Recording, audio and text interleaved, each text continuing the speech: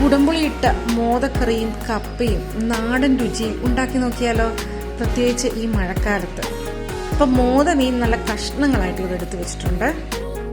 പിന്നെ അതിന് വേണ്ടി ഇഞ്ചി, വെളുത്തുള്ളി, പച്ചമുളക്, ചെറിയുള്ളി എല്ലാം എടുത്തു വെച്ചിട്ടുണ്ട്. പിന്നെ കുടംപുളി വെള്ളത്തിലിട്ട് വെച്ചിട്ടുണ്ട്. ചട്ടിയിൽ എണ്ണയൊഴിച്ച് ഉലുവ, കടുക് പൊട്ടിച്ച ശേഷം നമ്മൾ എടുത്തു വെച്ചിരിക്കുന്നത് ഓരോന്നായിട്ട് ഇട്ട് വഴറ്റി കൊടുക്കുക. ഇവിടെ ഞാൻ മസാലപ്പൊടികൾ എടുത്തു വെച്ചിട്ടുണ്ട്. ഉള്ളിയൊക്കെ നന്നായിട്ട് സോട്ടായി വരുമ്പോൾ ഇതും ചേർത്ത് കൊടുത്ത് നന്നായിട്ട് ഇളക്കി കൊടുക്കുക. എന്നിട്ട് നമ്മുടെ പുളിവെള്ളവും പുളിയും കൂടെ ചേർത്ത് കൊടുക്കുക. ഉപ്പ് ചേർത്ത് കൊടുക്കുക. എണ്ണ തെളിയുന്നവരെ ഒന്ന് വെയിറ്റ് ചെയ്യുക. എണ്ണ തെളിഞ്ഞ് വരുമ്പോഴേക്കും ആവശ്യത്തിന് വെള്ളം ചേർത്ത് കൊടുക്കുക.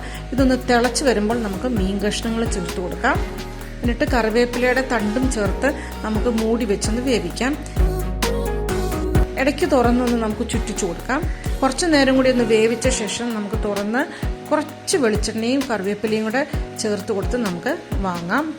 ഇവിടെ ഞാൻ കപ്പ വേവിക്കാൻ വെച്ചിട്ടുണ്ട്. ഇതിന് വേണ്ട എല്ലാ സാധനങ്ങളും ഞാൻ ഇവിടെ എടുത്തു വെച്ചിട്ടുണ്ട്. ഇതെല്ലാം ചേർത്ത് നമുക്കൊന്ന് കപ്പ റെഡിയാക്കി എടുക്കാം. അപ്പോൾ രുചികരമായ കോട്ടയം സ്റ്റൈൽ മീൻകറിയും കപ്പയും റെഡിയായിട്ടുണ്ട്. എല്ലാവരും ട്രൈ ചെയ്ത് നോക്കണേ. Bye, thank U.